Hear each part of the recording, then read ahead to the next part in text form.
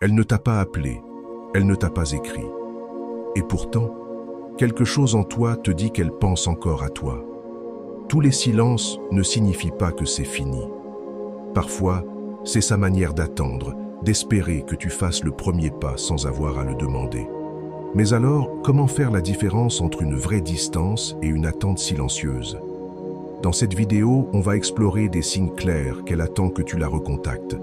Ce ne sont pas de simples comportements superficiels, ce sont des signaux émotionnels, des invitations subtiles et souvent le reflet de son propre combat intérieur entre sa fierté et sa vulnérabilité. En tant qu'homme stoïque, il ne s'agit pas de courir après, mais de comprendre. Lire les signes sans s'y perdre. Savoir quand rester silencieux et quand il est temps de parler. Plongeons dedans. Numéro 1. Son silence n'est pas froid, il est calculé.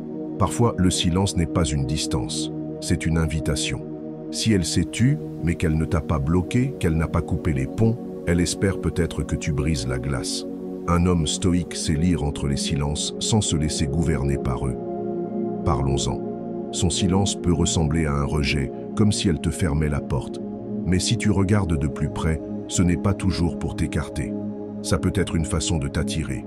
Il y a une différence entre une femme qui en a fini avec toi et une femme qui teste ce que tu feras en son absence. Pense-y.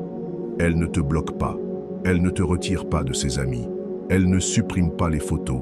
Elle arrête simplement de parler. Elle cesse d'initier. Elle arrête de courir après. Et toi, tu restes là, à te demander, est-ce fini ou est-ce qu'elle attend? Voici la vérité que la plupart des hommes ne voient pas.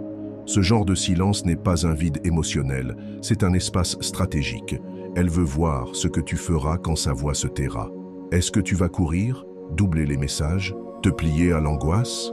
Ou vas-tu garder ton calme? Un homme stoïque ne se perd pas dans cette tempête émotionnelle. Il fait une pause, il réfléchit, puis il répond. Pas pour manipuler, pas pour gagner, mais pour rester aligné avec ce qu'il est. Il comprend ce qu'Épictète disait. Ce qui compte, ce n'est pas ce qui t'arrive, mais comment tu réagis. Si son silence est un coup, ta réaction est ta vérité. Imagine, elle t'envoyait un message chaque matin, et soudain, plus rien. Aucun bonjour, aucun petit message. La plupart des hommes paniquent. Ils remplissent le silence avec leur peur. Ils envoient de longs textes émotionnels pour réparer quelque chose qui n'a même pas été clairement brisé. Mais l'homme stoïque remarque le changement. Il ne cherche pas de clarté là où on ne lui en donne pas. Il ne joue pas à celui qui performe pour obtenir de l'attention. Au lieu de ça, il utilise le silence comme un miroir. 2. Elle laisse la porte légèrement entrouverte. Elle ne t'a pas unfollow. Elle ne t'a pas retiré de ses amis. Tu es toujours là. Elle ne t'a pas bloqué. Pas encore. Elle attend peut-être que tu franchisses cette porte digitale qu'elle a délibérément laissée déverrouillée. Mais un homme stoïque sait que ce n'est pas parce qu'une porte est ouverte qu'il doit la franchir. Ce genre de silence n'est pas un oubli. C'est une stratégie. Tu vois, quand une femme ne veut vraiment plus rien avoir à faire avec un homme, elle ferme la porte complètement. Elle efface, bloque, supprime, brûle le pont sans regarder en arrière. Mais quand elle laisse cette porte entrouverte, qu'elle te garde dans sa liste d'abonnés, qu'elle te laisse voir ses stories, qu'elle lâche peut-être un like de temps en temps, ce n'est pas un oubli, c'est de l'intention. Un test silencieux, un signal qui dit « Je veux qu'on pense à moi, mais je ne veux pas être celle qui le dit à voix haute. » Et c'est là que ta discipline en tant qu'homme est mise à l'épreuve. Parce qu'une partie de toi se dit « Et si je la contactais? Peut-être qu'elle m'attend.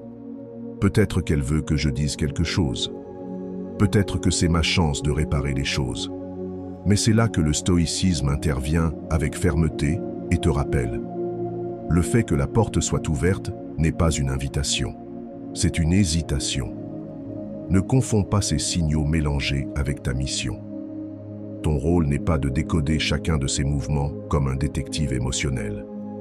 Ton rôle, c'est de rester ancré dans tes valeurs, paix, clarté, respect de toi-même. Si elle veut vraiment revenir, elle sait où te trouver. Mais franchir cette porte entr'ouverte simplement parce qu'elle est là, ce n'est pas de la force. C'est chercher de la validation.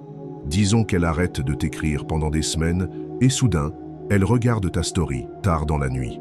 Rien d'autre. Pas de message, pas d'explication. Juste cette miette digitale.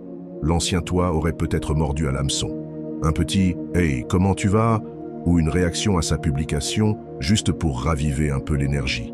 Mais l'homme que tu es en train de devenir, celui qui est centré, discipliné émotionnellement, il ressent ce tiraillement dans sa poitrine et il le laisse passer. Numéro 3. Ces deux stories parlent plus fort que ces messages. Tu n'as pas eu de nouvelles directes, mais elles postent des chansons aux paroles significatives, des souvenirs nostalgiques ou des citations sur le manque, sur le vrai.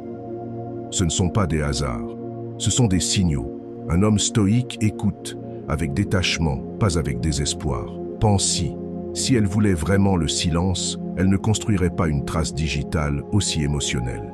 Cette parole soigneusement choisie dans une chanson, ce n'est pas juste une chanson. Cette photo d'il y a 3 étés, ce n'est pas juste un souvenir. Elle raconte une histoire sans t'identifier. C'est une communication sans confrontation. Et même si ces messages sont secs, absents ou inexistants, ces stories sont chargées de sous-textes émotionnels. C'est sa manière de maintenir une connexion juste assez pour être ressentie, mais pas assez pour devoir rendre des comptes. Là où la plupart des hommes se trompent, c'est qu'ils sautent sur ces signes. Ils répondent à une story, surinterprètent une chanson, écrivent un message pour répondre à un non-dit. Mais un homme stoïque ne bronche pas. Il voit ces signes pour ce qu'ils sont, l'expression de son conflit intérieur, pas des appels au secours. Épictète nous enseigne que nous ne devons nous soucier que de ce qui est en notre pouvoir. Et ces stories, ces citations codées, ce sont ces choses à gérer, pas les tiennes. Un homme stoïque n'a pas besoin d'être reconnu pour ressentir sa valeur. Il ne court pas après des miettes, même si elles lui sont familières. Il observe sans attacher d'émotion à chaque pixel. Et ce faisant, il conserve sa paix pendant que d'autres diffusent leur confusion. 4. Elle ne passe pas à autre chose. Elle attend. Elle ne fréquente personne d'autre. On ne l'a pas vue avec un nouvel homme. Et même si elle fait semblant de se concentrer sur elle-même, l'espace qu'elle a laissé pourrait bien être pour toi. Tu vois les signes, aucun nouvel intérêt amoureux, aucune déclaration publique d'un nouveau départ, aucune énergie qui indique clairement qu'elle a refermé le chapitre. Parfois, le silence n'est pas un vide, c'est une attente. Et quand une femme attend, cela ne se voit pas toujours. En surface, elle peut donner l'impression d'avoir repris le contrôle de sa vie. Mais en secret, elle garde encore cette porte entr'ouverte juste assez. Peut-être répond-elle encore à tes stories avec des blagues privées. Peut-être garde-t-elle les amis comme un proche, juste assez pour capter des nouvelles de toi. Ou peut-être évite-t-elle certains lieux, certains postes, certaines choses qui vous appartenaient à deux. Sa vie ne progresse pas vraiment, parce qu'émotionnellement, elle est figée à l'instant où tu es parti. Mais c'est là que la mentalité stoïque fait toute la différence. L'homme stoïque ne confond pas attente et valeur.